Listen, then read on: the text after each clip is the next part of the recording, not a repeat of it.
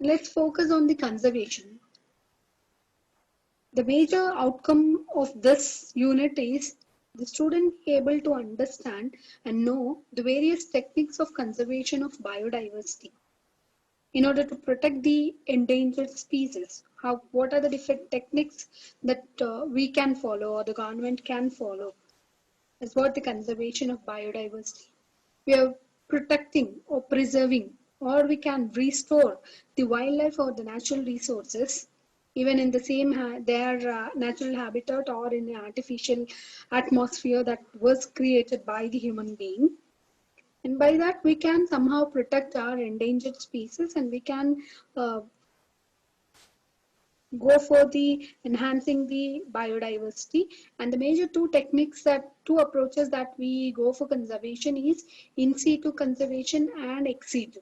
In situ means within the habitat and ex situ conservation means outside the habitat. Let's discuss about the in situ.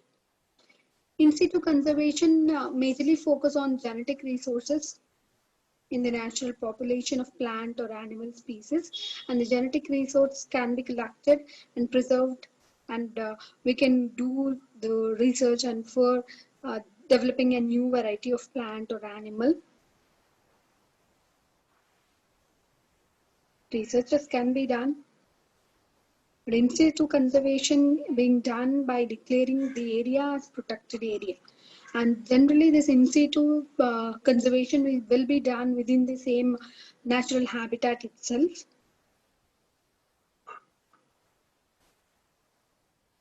In India, the following types of natural habitats are being maintained. There are natural parks, wildlife sanctuaries, and biospheres.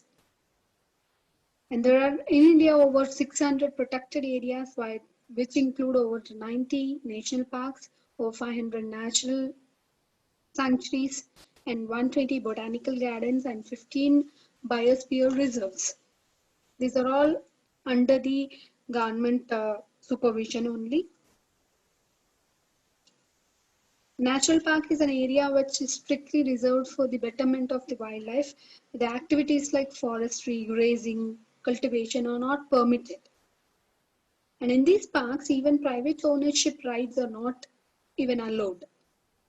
And in sanctuaries, there is a protected area which is reserved for the conservation of only animals, and the human activities like harvesting the timber, collecting the minor forest products, and private ownership rights are allowed as long as they do not interfere with well-being of the animals. And these biosphere reserves are also meant for the conservation and even for the development and scientific research as I mentioned previous. And there are a lot of national parks in India, and the major national parks are mentioned over here. These are all the parks, and which are majorly meant for specific animal. These are the few sanctuaries, which again preserve few major wildlife. And these are the biospheres. Not just going through one by one, you can go through. I'll give you the handouts, you can go through that.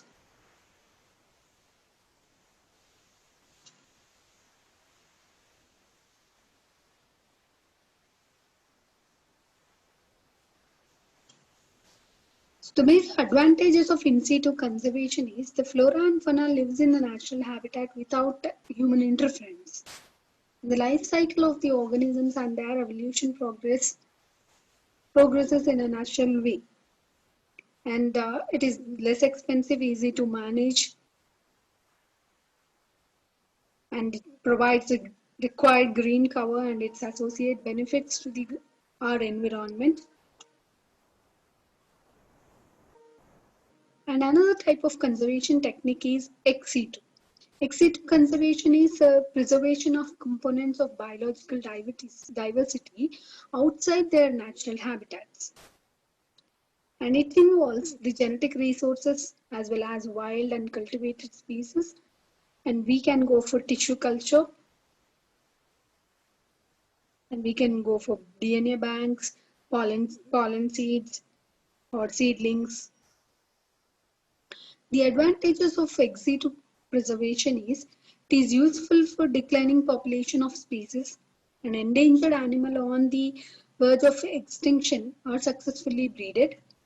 And ex situ centers offer the possibilities of observing wild animals, which is otherwise not possible. It is extremely useful conducting research and scientific work on different species. In India, we have various seed banks, which are National Bureau of Plant Genetic Resource, National Bureau of Animal Genetic Resource, and National Facility for Plant Tissue Culture Repository. And in plant genetic resource, we go majorly focus on agriculture and horticulture crops and their wild related varieties of plants, and the genetic material can be collected from them and they can be preserved in liquid nitrogen at minus 190 degrees centigrade for several years. And whenever the research is done, we need the data, genetic material we can collect, and we can reproduce that particular plant. Even the same thing can be done for the animals using the animal genetic material, that is the National Bureau of Animal Genetic Resource. And this National Facility for Plant Tissue Culture Repository is focused on the plant tissue culture, where different varieties of plants and trees can be developed. And there are acts related to the biodiversity, which is National Biodiversity Act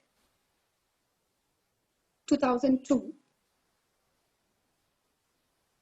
And it is majorly focused on conservation of biodiversity and sustainable use of biological resources. Sustainable means one should remember that there is the equity in sharing the benefits from the resources intra-generation and intergenerational.